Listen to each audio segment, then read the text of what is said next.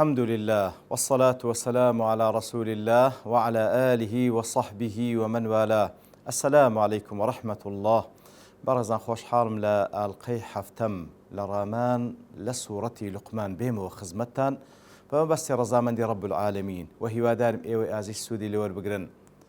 بسم الله الرحمن الرحيم. ومن الناس من يشتري لهو الحديث ليضل عن سبيل الله بغير علم ويتخذها هزوا أولئك لهم عذاب مهين. بەڵە خۆشەویستان کاتێک لە ئاتکان ڕابردوو باسی کەسانێکی موحسین و چاکەکاری کرد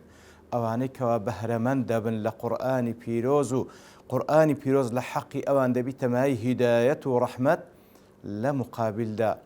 کەسانێک کەوا سوود لە قورئانی پیرۆز وەرناگرن و پشتی تێدەکەن وەکو زانان دەفەرمون ئەو نەفسەی ئینسان ئیذا لەم تشغلها بالطاعة شغلتك بالمعصية. ئەو نەفسەی ئینسان ئەگەر بێت و بە تاعەت و بە جۆرایەلیکردنی فەرمانەکانی ئەڵڵا تەعالا مەشغوڵی نەکەی ئەو مەشغوڵت دەکا بە مەعسیەت و بە سەرپێچیکردن. ئیتر کەسانێکیش هەنە لە ناو خەڵک واز لەو هیدایەت و ڕەحمەتەی ڕەب العالەمین دەینن کە وەکو فەزلێک لەگەڵ بەشەریەت کردیتی لە مقابلدا دەچەند قسەی بێسوود و بێهودە دەکڕن. ومن الناس لە ناو خەڵکدا کەسانێک هەن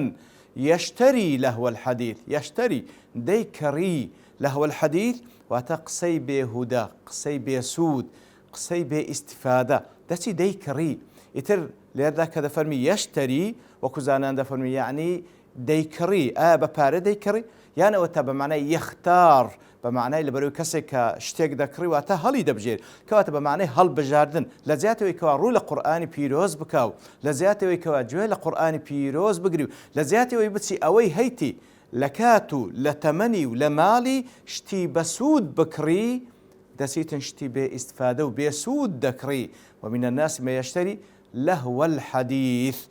الحديث زانان زور بابلين بزور شوي ليش عندايتو زۆرێک لەوانە دەفەرم لەهو الحەدیث واتە قسەی ئەفسانە حکایەتی بێمانە قسەی پڕوپوچ. زۆریش لە زانان دەفەرمون لەهو الحەدیث بەتایبەتی ئەلغیناء گۆرانی بێسوود یاخود گۆرانیەک کەوا ئەلفاظ و عیبارات و شعرەکانی شتی بێمانە و بێشەرعی تێدایە. هەندێک لە زانان دەفەرمون هەتا مەعازیفیش دەگریتەوە مۆسیقا و تەپڵ و ئەو بابەتانێکەوە دەبیتمایی لەهو لەبەرەوەی لەهو الحەدیث ئەو شتانەیەکەوە باتیلە ناحەقە ئینسانی لە حەق بە دوور دەخاتەوە تر کەسانێک دەچن لەهو الحەدیث دەکڕن یان اختیار دەکەن هەڵدەبژێرن. ومن الناس ما يشتري لهو الحديث لە بۆ چ دەیکڕی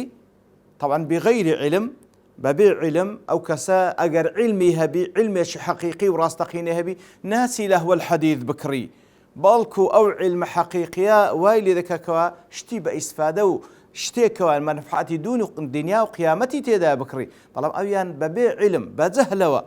دتي أو كارانا ذكاو لهو الحديث ذكري ليضل عن سبيل الله بغير علم ويتخذها هزوا. إتر أو كسا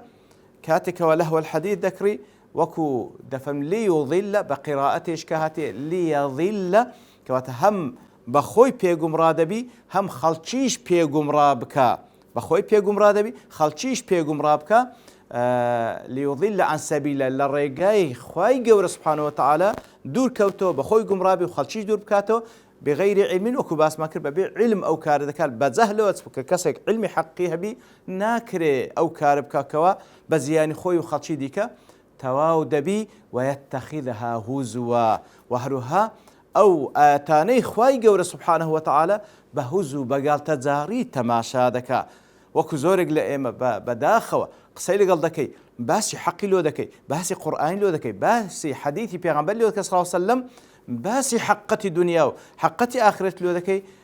بيك كلمة جواب داتو ضليف شيء والعياذ بالله مع العلم أو بريز الديت بلام أو يتخذها هزوا آتكان خواي جورة باستهزاء بقال تزاري تيدقا خواي جور دفرمي أوانا كسانكن لبويان هي عذاب مهين عذاب شي ڕیسواکەر لەبەر ئەلجەزاء من جنس العمل لەبەر ئیستەهزا بە دینی خوای گەورە دەکە، ئیستەهزا بە ئاەتەکانی خوای گەورە دەکە، بەگاڵتەی تێدەگا، خوای گەورە سوبحانەهو وتەعالا سزای دەدا بە سزایەکی ڕیسواکەر.